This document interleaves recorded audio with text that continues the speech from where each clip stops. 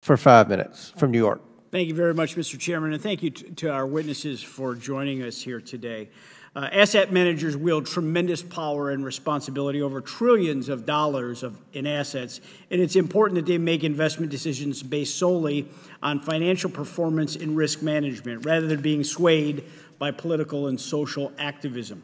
Now, while some view ESG policies and initiatives like Climate Action 100+ as a noble cause, it's important to remember that the companies targeted by these initiatives are also vital to the American economy and provide jobs and livelihoods to millions of our citizens. If these initiatives are successful in imposing additional regulations and restrictions, it could lead to significant job losses and increased financial hardship for many Americans, which leads me to my first question. Attorney General Marshall, Climate Action 100+ has identified companies targeted by asset managers such as Lockheed Martin and Procter & Gamble, which produce military equipment and pharmaceuticals.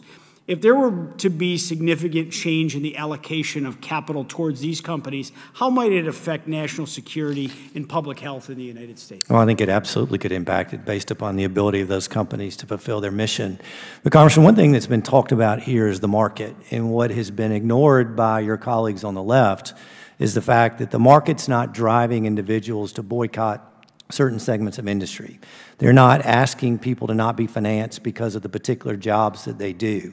That's driven by outside agencies, not the market itself.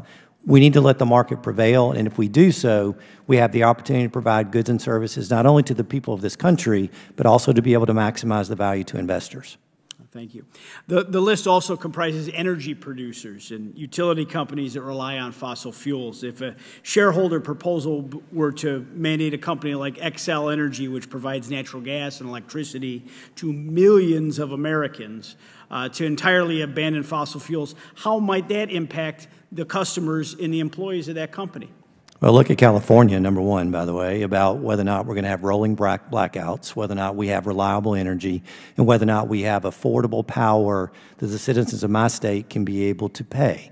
When we have this radical transformation of energy policy, not dictated by the body in which you sit, but instead by global elites, then there's not the opportunity to debate what are the consequences of those decisions.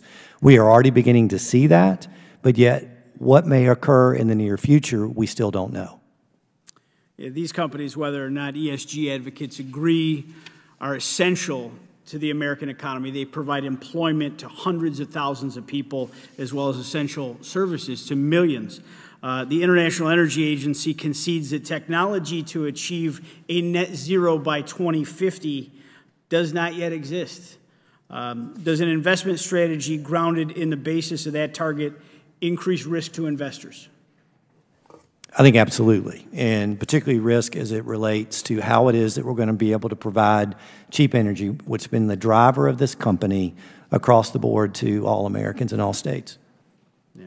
America is already in an energy price crisis, but if these major energy producers, they lose their financial backing or they're forced to abandon fossil fuels, would either of the attorney generals can answer this? Would you expect energy prices to rise if they lose significant financial backing?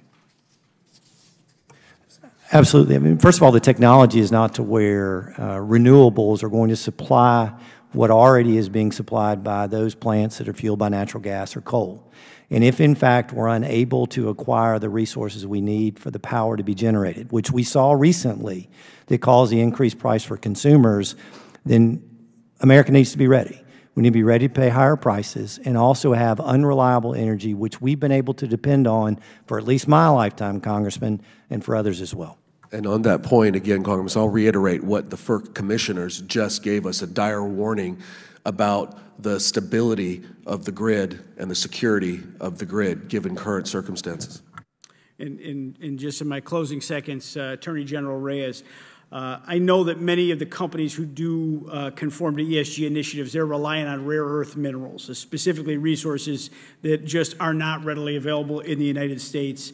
Does an overemphasis on companies that rely on these resources, which primarily come from China, does that compromise American national security, in your opinion? It absolutely compromises our national security. And in addition, something we haven't mentioned earlier, there are other issues about our southern border security that ESG also compromises. Thank you, Congressman. Thank you very much, and I yield back, Mr. Chairman.